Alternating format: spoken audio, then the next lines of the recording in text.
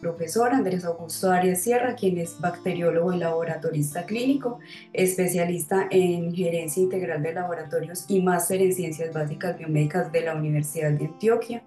Es doctor en señalización celular y patologías asociadas de la Universidad de Alcalá en España. Ha realizado también estancias postdoctorales en la Universidad de Indiana y en el Instituto Rockefeller en Estados Unidos. Actualmente se desempeña como profesor titular en la Escuela de Microbiología de la Universidad de Antioquia y es investigador en el grupo de errores innatos de la inmunidad de la Universidad de Antioquia. Le cedo entonces la palabra al profesor Andrés y esperamos que este encuentro sea de su agrado. Bueno, muy buenos días. Muchas gracias por la presentación. Agradezco también al CNSG por la invitación a este webinar que titulamos Redefiniendo la inmunidad en humanos, descubrimientos revolucionarios sobre la citoquina TNF y el sistema inmune humano. Bueno, entonces, sin más preámbulos, vamos a empezar con el seminario y voy a tratar de hacerlo lo más despacio posible y además tratando de homogenizar un poquito el público porque seguramente van a haber personas que tienen un conocimiento avanzado en inmunología, pero otras personas no. Les voy a tratar de utilizar un lenguaje, digamos, intermedio para que todos tratemos de comprender lo que es el significado que tiene el webinar. Bueno, entonces, yo veo porque no me está pasando. Listo. Para empezar, quiero hacer un recuerdo o recordarles a ustedes cuál es el origen de unas células súper especializadas de las que vamos a hablar mucho el día de hoy, y son las células fagocíticas. Y en este caso vamos a hablar de las células fagocíticas humanas. Todo lo que vamos a describir en el día de hoy va a ser basado en hallazgos humanos, pero que se fundamentan también en algunos de los hallazgos que se han encontrado en ratones. Entonces recordemos que para que se produzcan los neutrófilos, las células dendríticas, los monocitos, es necesario que haya unas células hematopoyéticas, principalmente si tenemos en cuenta las teorías, digamos, conservadoras o antiguas sobre la hematopoiesis de las células sanguíneas, ¿cierto? Dentro de todas estas linajes, ustedes van viendo que cada una de estas células se van diferenciando y van llegando a unas células que son más especializadas, por ejemplo, como los neutrófilos, los eosinófilos, los basófilos, que en especial los neutrófilos dentro del grupo de los granulocitos tienen una alta capacidad fagocítica. Fagocítica, como vamos a ver más adelante, quiere decir que las células tienen la capacidad de interiorizar por un mecanismo llamado fagocitosis, microorganismos para destruirlos. Por otro lado, entonces, como les mencionaba anteriormente, están unas células que se llaman los monocitos, que están en sangre periférica, pero que en los tejidos se pueden diferenciar a células dendríticas y a macrófagos derivados de monocitos. Hay unas teorías más modernas que nos dan, que mencionan un origen, pero esto principalmente en estudios en ratones, también de los macrófagos tisulares, donde mencionan que varios de los macrófagos tisulares que tenemos en nuestro organismo provienen del saco de Joll y del hígado embrionario. Entonces, por ahora, que nos quede claro entonces que las células que vamos a mencionar bastante son los neutrófilos durante la conferencia, las células dendríticas, los monocitos los macrófagos derivados de monocitos y los macrófagos residentes. Bueno, entonces habíamos hablado en la diapositiva anterior que existe un mecanismo que se llama la fagocitosis.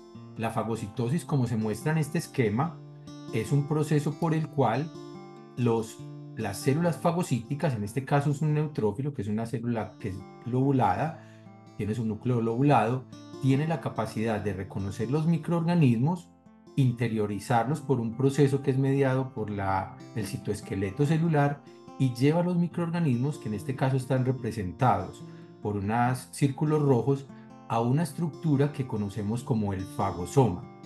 Cuando el fagosoma está maduro se llama fagolisosoma y se caracteriza porque es rico en gránulos que tiene, pues los gránulos cuando llegan y se fusionan con el fagosoma se degranulan y eso libera una gran cantidad de enzimas que tiene una actividad microbicida. Pero por otro lado, es súper importante mencionar este sistema que se llama el sistema NADPH oxidasa o sistema oxidasa de las células fagocíticas, que mediante un mecanismo de transferencia de electrones transfiere electrones al oxígeno molecular que se encuentra dentro del fagosoma e induce la producción de unas sustancias que son altamente degradativas para los microorganismos, que se llaman los radicales libres del oxígeno. Dentro de esos está el peróxido de hidrógeno, que es el agua oxigenada, el anión superóxido y el ácido hipocloroso. Es como si tuviéramos límpido, si tuviéramos agua oxigenada y tuviéramos una sustancia altamente inestable como el anión superóxido que induce la muerte de los microorganismos. Entonces, recordemos este sistema NADPH oxidasa porque más adelante va a ser muy importante para que comprendamos qué puede pasar cuando este sistema está deteriorado en los humanos. Acá en la derecha vemos una microscopía, una fotografía de microscopía electrónica donde se puede ver de una manera muy elegante cómo se van lanzando los pseudópodos de estas células fagocíticas para internalizar este microorganismo. Entonces miren qué tan bonito como los microorganismos van siendo atrapados y finalmente llevados a una vacuola fagocítica, como en la fotografía que está en el recuadro F, donde los microorganismos van a ser degradados dentro de este fagolisosoma. Entonces, teniendo en cuenta esto, si a una persona, si en los humanos llegase a fallar ese sistema NADPH oxidasa, se presenta una enfermedad que se llama enfermedad granulomatosa crónica. Y esto es súper interesante porque son defectos genéticos en el sistema NADPH oxidasa, que ahora les voy a mostrar más adelante en qué consiste, que llevan a que los niños desde que nacen tengan infecciones a repetición, principalmente neumonías, abscesos hepáticos, infecciones en el tracto gastrointestinal, infecciones en la piel, como se puede observar en este paciente, y infecciones por el bacilo de Calmette-Guerin, que es el que se utiliza para la vacuna que ayuda a prevenir la tuberculosis en los humanos. Entonces, la enfermedad granulomatosa crónica, si retomamos esto, es un defecto en el sistema NADPH oxidasa que lleva a que los microorganismos no se puedan destruir porque hace falta la producción de radicales libres del oxígeno. Aparece tempranamente y desde el punto de vista genético, aquí vamos a hablar durante la conferencia de mucha genética, vamos a hablar de las herencias autosómicas dominantes, autosómicas recesivas y ligadas al X, porque estos son defectos genéticos, nacemos con ellos y hacen parte de los errores innatos de la inmunidad. Entonces, en estos pacientes pueden haber defectos de estos tipos ligados al X o autosómicos recesivos y para hacer el diagnóstico lo que se hace en el laboratorio es un ensayo donde se purifican, por ejemplo, los neutrófilos de los pacientes, se estimulan con alguna sustancia química, por ejemplo, la más usada es el PMA y se induce la producción de ROS in vitro. Y eso se puede determinar por citometría de flujo en un cambio en la fluorescencia de un reactivo que se llama la dihidrorodamina. Bueno, entonces estos pacientes los detectamos en el laboratorio mediante esta técnica y cuando son detectados, eso es súper importante porque los pacientes pueden tener un tratamiento adecuado, se puede enfocar mejor el diagnóstico. Entonces los pacientes se tratan usualmente con antibióticos de amplio espectro porque ellos adquieren una susceptibilidad incrementada a un gran número de microorganismos, como vamos a ver en la diapositiva siguiente. A ellos los pueden tratar con interferón gamma recombinante, se les puede hacer trasplante de médula ósea, a algunos se les hace terapia génica si es posible.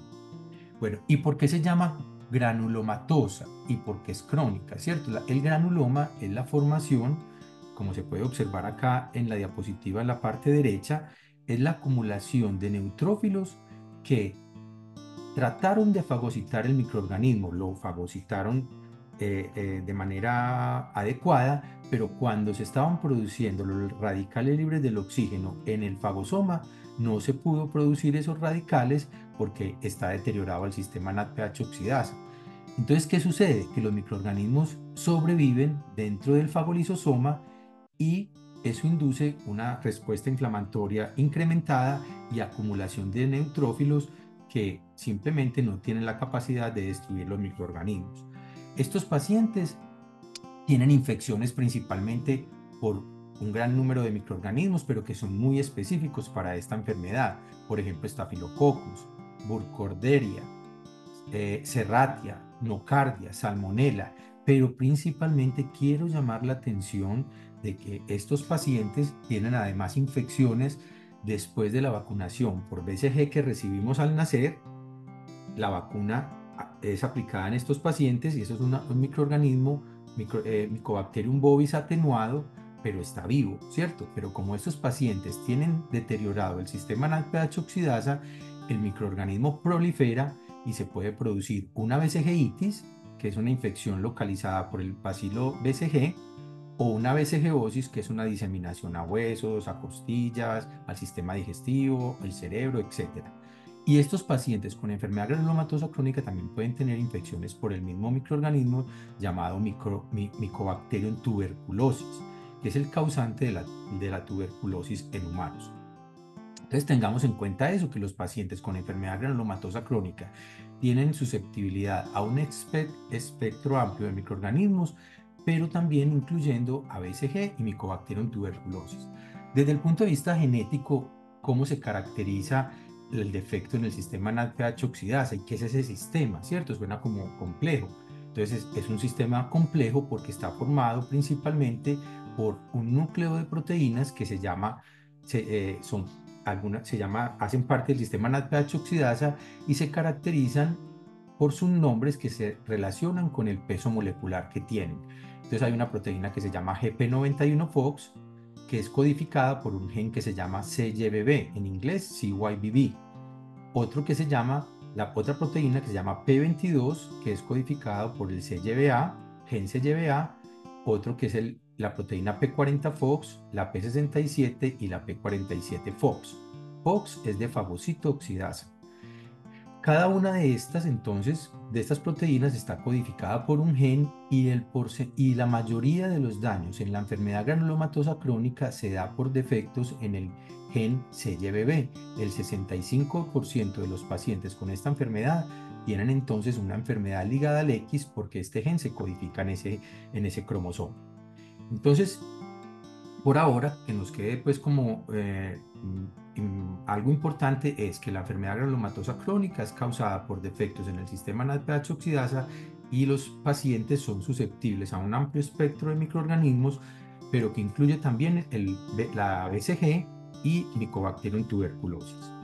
Bueno, ¿y qué es la tuberculosis que la he mencionado tanto en esta conferencia? ¿Cierto? La tuberculosis es una enfermedad infecciosa causada por un microorganismo que se llama Mycobacterium tuberculosis. Aquí podemos ver esta fotografía donde en una biopsia de pulmón, o puede ser también en un esputo, y con una coloración especial que se llama Sil-Nielsen, se puede observar los bacilos ácido alcohol resistentes que se caracterizan porque se ven con esta coloración.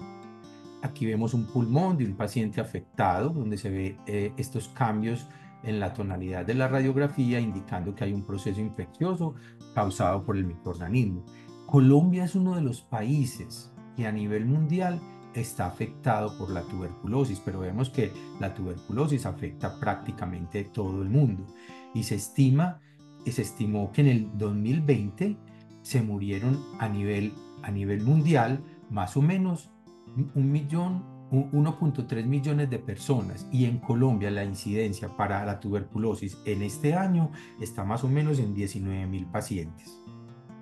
Entonces la tuberculosis es una enfermedad grave, ha matado muchísimas personas durante la historia de la humanidad. Es un microorganismo que ha estado con nosotros por la facilidad de transmitirla por pequeñas gotas de saliva, la adquirimos y causa un daño a nivel de pulmón que puede llevar a la muerte. Siquiera, pues afortunadamente, que en la actualidad hay antibióticos que sirven para tratar la enfermedad. Medellín, por ejemplo, es una de las ciudades en Colombia que tiene una mayor incidencia de tuberculosis. Hay unas condiciones especiales en la ciudad y en el departamento que nos llevan a esa, digamos, alta prevalencia de la enfermedad. Bueno, entonces con la tuberculosis, esta diapositiva se ve enredada, pero vamos a ver cómo la desglosamos. Voy a tratar de explicarla para que todos la podamos entender. Hay unos pacientes que hacen parte del grupo de los errores innatos de la inmunidad que tienen defectos genéticos que los vuelven más susceptibles a la infección por micobacterias, incluyendo el Mycobacterium tuberculosis. Cuando hablo de micobacterias, estoy incluyendo Mycobacterium tuberculosis y otras micobacterias, por ejemplo las ambientales, que usualmente no causan infecciones en los humanos. pero hay un grupo de pacientes, de individuos que desde que nacen sufren infecciones a repetición que pueden ser graves por estas micobacterias. Y entre esas la BCG, o sea, una de las primeras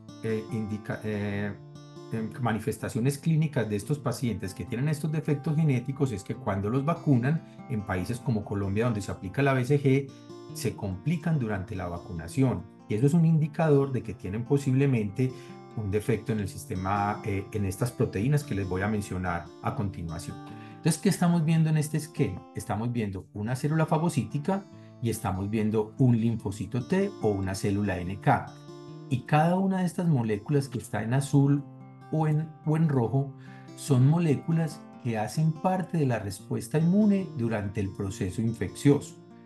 Esto se fundamenta principalmente en la producción de interleuquina 12 por parte de los macrófagos después de que el microorganismo es fagocitado, en este caso la micobacteria, y esa interleuquina 12 es reconocida por las células T, por el receptor de interleuquina 12 que induce una vía de señalización que induce la producción de una citoquina muy importante que se llama el interferón gamma.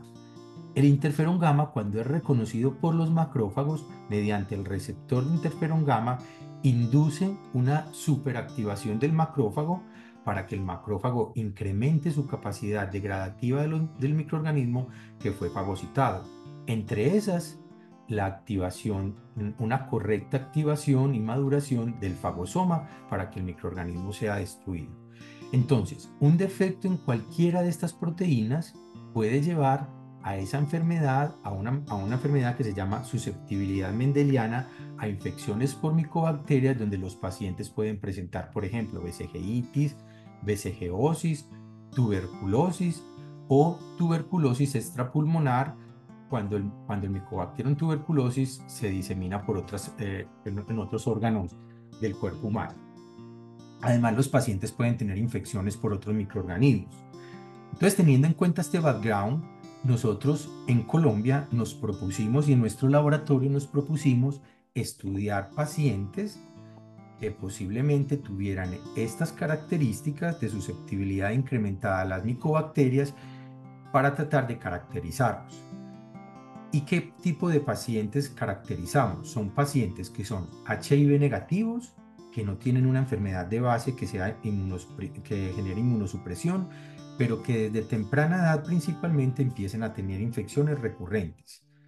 Y en este caso, por muchos microorganismos, en este proyecto grande que tuvimos, incluimos pacientes de varias cohortes, ¿cierto? Que tuvieran susceptibilidad a varios microorganismos.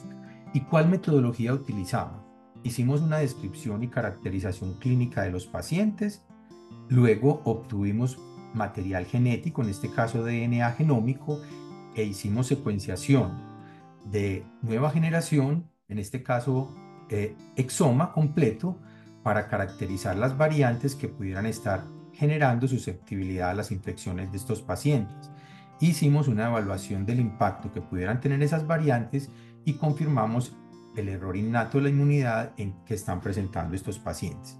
Entonces, en ese momento captamos 53 pacientes que fueron estudiados en este caso por un estudiante de doctorado de nuestro grupo, Carlos Andrés Arango, y alcanzó a caracterizar 53 pacientes que tenían diferentes características clínicas. Pero a nosotros nos interesó mucho, y me voy a concentrar hoy en estos 17 pacientes, pero en especial unos pacientes que presentaron tuberculosis. Entonces, ¿quiénes eran esos pacientes? Vamos a ver cuáles eran las características de los pacientes que queremos describir en este webinar. Tenemos dos pacientes, el paciente 1 y el paciente 2. El primero es una mujer de 27 años de edad actualmente, nacida en Colombia, que desde que nació no presentó ninguna infección, solamente hasta que llegó ningún tipo de infecciones. Solamente empezó a presentar infecciones cuando tenía 19 años, donde adquirió una infección por Mycobacterium tuberculosis y una tuberculosis pulmonar, pero fue una tuberculosis muy grave, una tuberculosis que la llevó a hospitalización, a una lobectomía, y además, después del tratamiento, que terminó el tratamiento, volvió a recaer al año con una infección, con una tuberculosis igualmente agresiva. Luego, más o menos, a los 21 años, la paciente es una paciente especial, miren las características. Después, a los 21 años, estaba en embarazo y tuvo una listeriosis con un shock séptico durante el embarazo que la llevó a un aborto espontáneo, en este caso causado por Listeria monocytogenes. Y posteriormente, a los 22 años, tuvo una hiperplasia tímica, que es un agrandamiento del timo, que no es normal pues, que suceda eso en los humanos y que llevó a una timectomía. Posteriormente, a los 24 años, tuvo otra pérdida de otro bebé en un aborto espontáneo. Entonces eso llamó la atención, estudiamos esa paciente porque es una paciente con unas características especiales desde el punto de vista clínico, llama la atención que tuvo tuberculosis, le repitió una tuberculosis grave y era una mujer VIH negativa y aparentemente sana.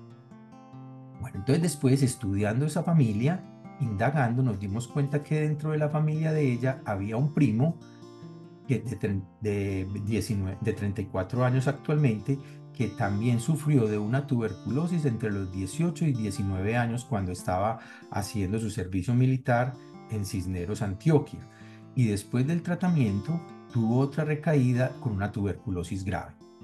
Aquí en la parte inferior podemos observar la radiografía de la paciente donde se ve la alteración a nivel radiológico mostrándonos una posible tuberculosis y después de la timectomía llama la atención, perdón, de la lobectomía y estudiando el pulmón llama la atención que hay presencia de granulomas clásicos de una tuberculosis y la presencia de células gigantes que son características de los granulomas y además la presencia de Mycobacterium tuberculosis. Esto es importante que lo tengamos en cuenta porque este defecto que les voy a describir hoy se caracteriza porque en algunos pacientes no hay granuloma. Bueno, entonces después de hacer la secuenciación del exoma y después de hacer un filtrado y caracterización de todas las variantes, llegamos a que ambos pacientes tenían una variante en un gen conocido como TNF-alfa. Históricamente se ha conocido con ese nombre, pero actualmente se llama simplemente TNF. Y la mutación, que es una mutación rara y es privada para estos pacientes, se caracteriza por la inserción de 20 nucleótidos en el exón 2 que lleva a un cambio en el marco de lectura y un codón de parada prematuro. Entonces es una mutación que se caracteriza por una inserción de 20 nucleótidos que es grave a nivel del gen y a nivel de la proteína. Entonces, cuando hacemos este tipo de estudios, lo interesante es hacer un pedigrí, porque nosotros tenemos un enfoque genético. Entonces, cuando hacemos el pedigrí, nos damos cuenta que la variante que tiene el paciente 1 y el paciente 2 está en estado homocigoto, indicando esto que esto es un defecto autosómico recesivo. Y los padres son portadores, y hay varios miembros de la familia que son portadores de esta familia que tiene un alto grado de consanguinidad. Este tipo de enfermedades autosómicas recesivas son características de familias que tienen alto grado de consanguinidad.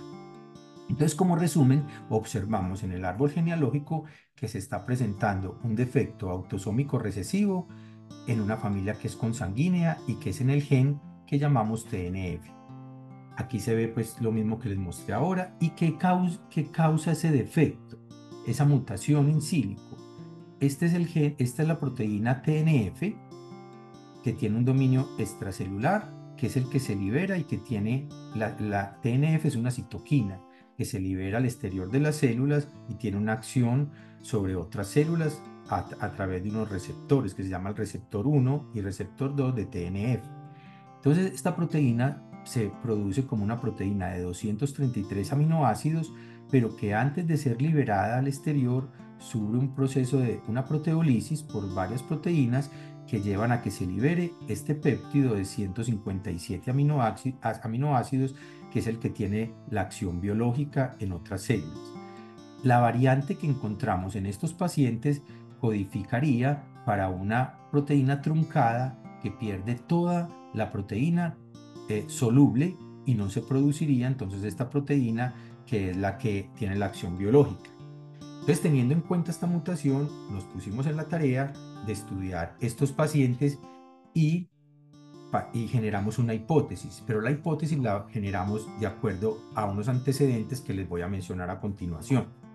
Primero, TNF es una citoquina que es producida según el Protein Atlas principalmente por macrófagos, linfocitos T, linfocitos B y granulocitos. Entonces esas son las células que producen TNF principalmente, y llama la atención entonces que los macrófagos, como son las de las células implicadas en la respuesta inmune frente a micobacterias, y en este caso Mycobacterium tuberculosis, más o menos vamos enfocando entonces nuestra hipótesis de estudio. Además, TNF es una citoquina que se produce desde los macrófagos principalmente, como les mencioné anteriormente, y se une a dos receptores, al receptor TNFR1 y TNFR2. Y los principales efectos de la activación de TNF en estos receptores es la inflamación, pero puede mediar la apoptosis y la necroptosis. Y por otro lado, el receptor 2, si la citoquina se une al receptor 2, puede mediar también sobrevida, inflamación y defensa del hospedero. Entonces, y hay otro antecedente, dos antecedentes súper importantes, y es que siempre nos preguntamos nosotros cuando encontramos un defecto en humanos, ¿qué sucede en el humano para compararlo con lo que, perdón, qué sucede en los ratones para compararlo con lo que sucede en los humanos?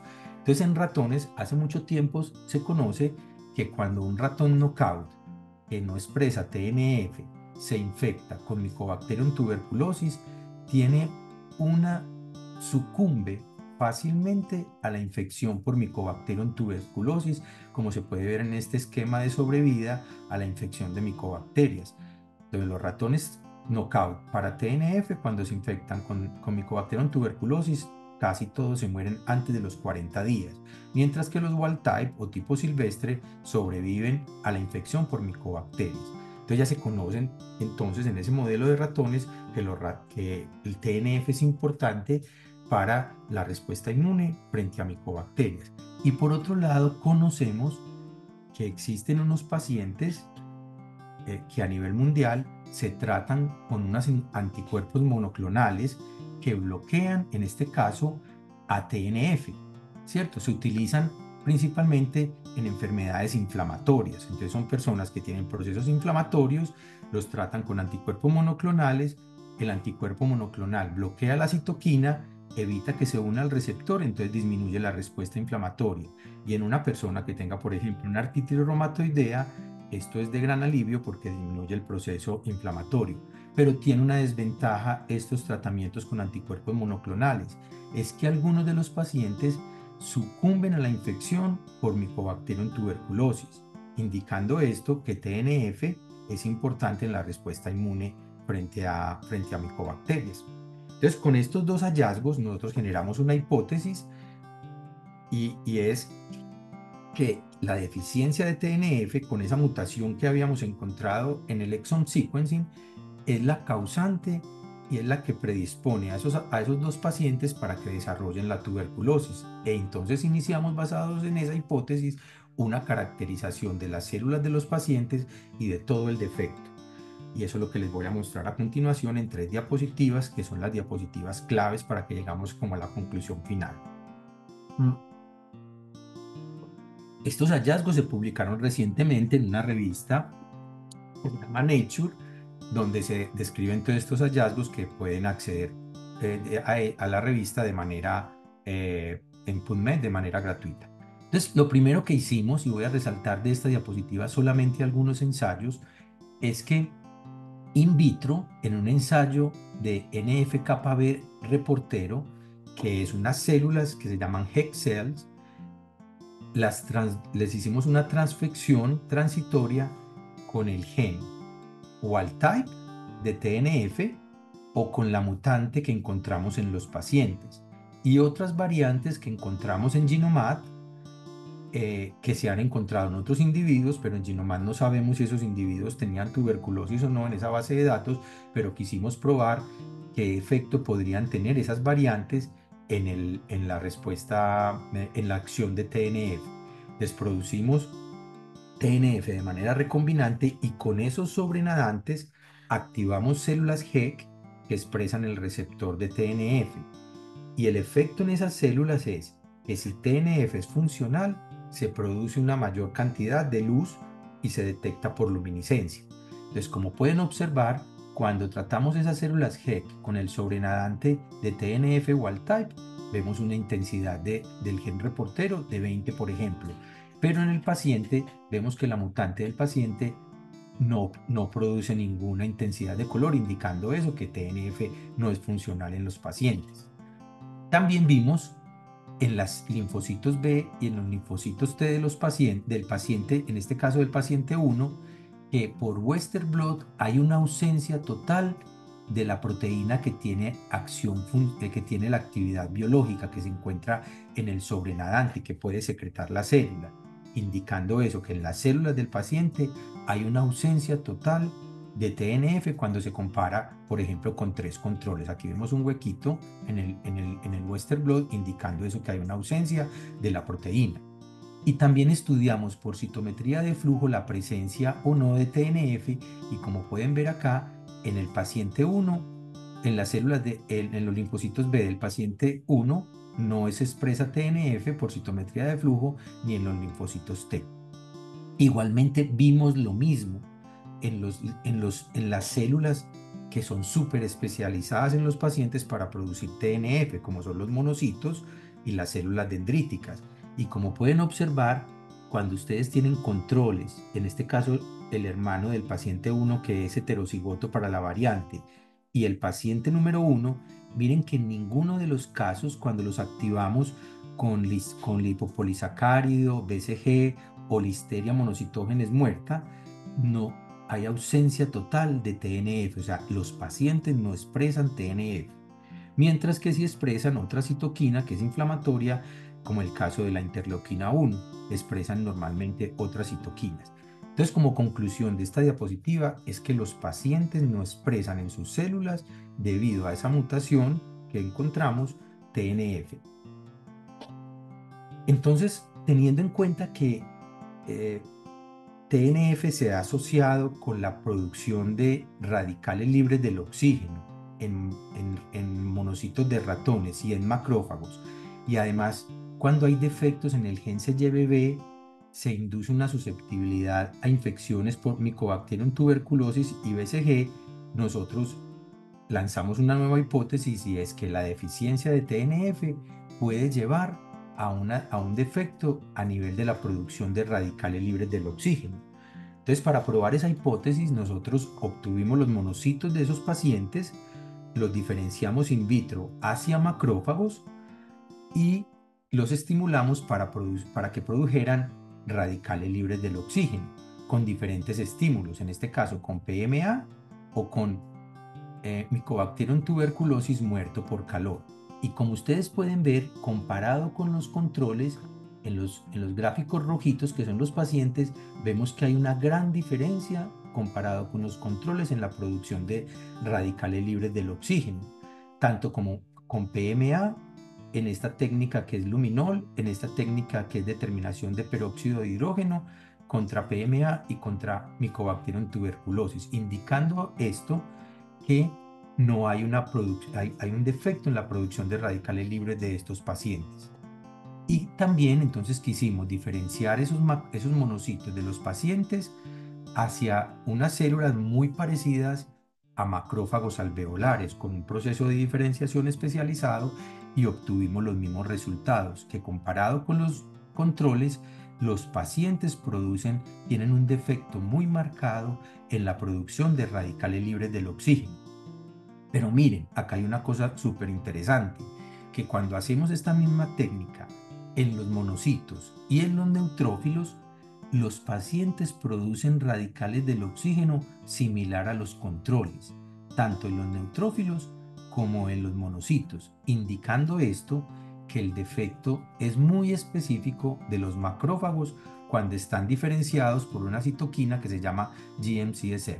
Entonces, en conclusión de esta diapositiva, es que los pacientes con deficiencia de TNF tienen una deficiencia en la producción de radicales libres del oxígeno, pero específica solamente de los macrófagos, y los neutrófilos y los monocitos son normales. Y esto nos explica por qué los pacientes no tienen las características tan amplias de infecciones como los vimos en los pacientes con enfermedad granulomatosa crónica, donde hay un daño total del sistema NADPH oxidasa en todas las células del cuerpo. En este caso es un daño específico de los macrófagos. Bueno, entonces, ya para terminar con los hallazgos, cuando infectamos los macrófagos de estos pacientes con Listeria monocitógenes, observamos que comparado con los controles, aquí tenemos controles donde no se puso TNF o se puso TNF para rescatar el fenotipo. Entonces, ¿cómo se hace ese experimento? Se diferencian los macrófagos, los monocitos hacen macrófagos y se infectan con Listeria durante 30 minutos o 6 horas. Después se saca el sobrenadante, y pues, se saca el sobrenadante, se lisan las células y se mira qué tantos microorganismos sobrevivieron después de la fagocitosis. ¿Y qué observamos? Que miren, los pacientes, tanto a los 30 minutos como a las 6 horas, tienen mayores cantidades de unidades formadoras de colonias, indicando esto que hay un defecto en la actividad microbicida de los macrófagos de estos pacientes, pero que puede ser parcialmente rescatado cuando ponemos TNF. Y esto mismo lo encontramos, algo similar, lo encontramos cuando tratamos los macrófagos de individuos sanos con infliximab, que es uno de esos bloqueadores de TNF, o cuando infectamos los pacientes con Mycobacterium tuberculosis.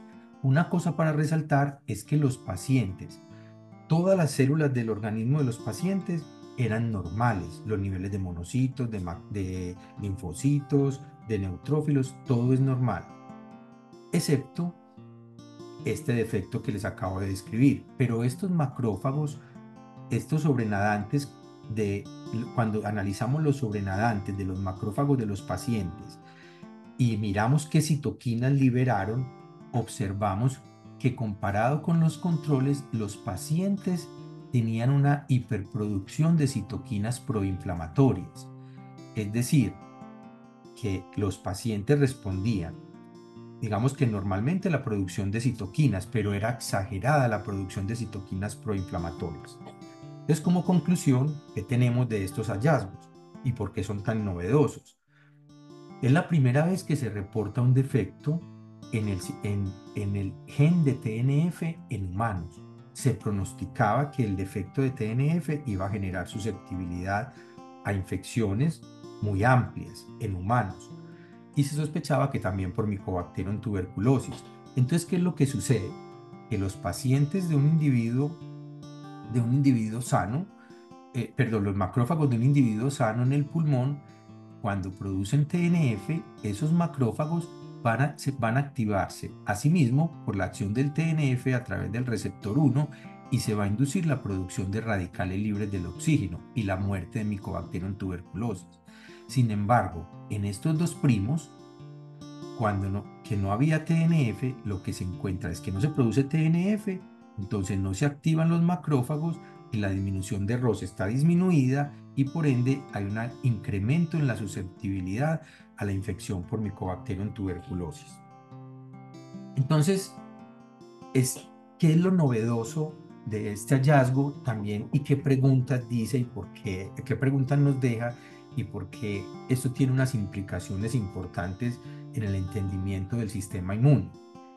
Se habían encontrado hasta la fecha se habían sacado unas conclusiones importantes a través del defecto en los ratones knockout, donde se había encontrado que tenían defectos en la respuesta inmune frente a micobacterias. Sin embargo, en humanos nunca se había encontrado un defecto natural, en este caso un error innato, que nos mostrara el defecto en TNF, ¿cierto? Siempre se ha pensado que TNF, y en la literatura si ustedes buscan, TNF es una citoquina inflamatoria muy importante.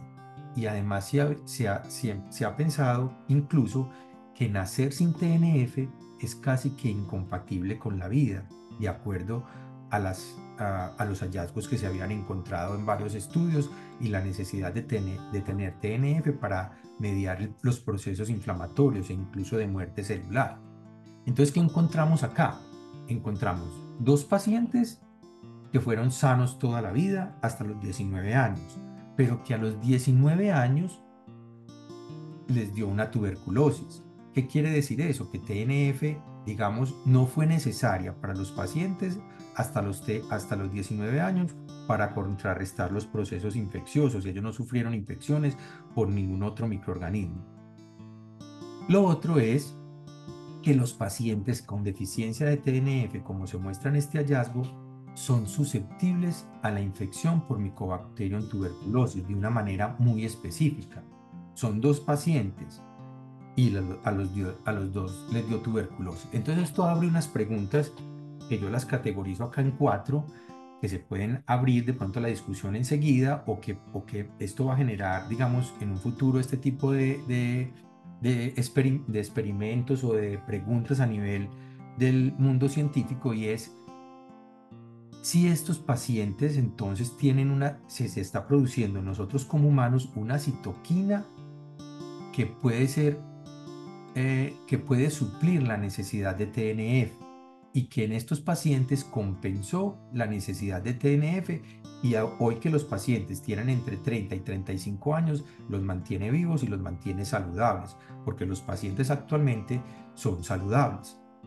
Otra pregunta es si hay algunas micobacterias, algunas cepas de micobacterias que producen sustancias que tienen la capacidad de bloquear la acción de los radicales libres del oxígeno.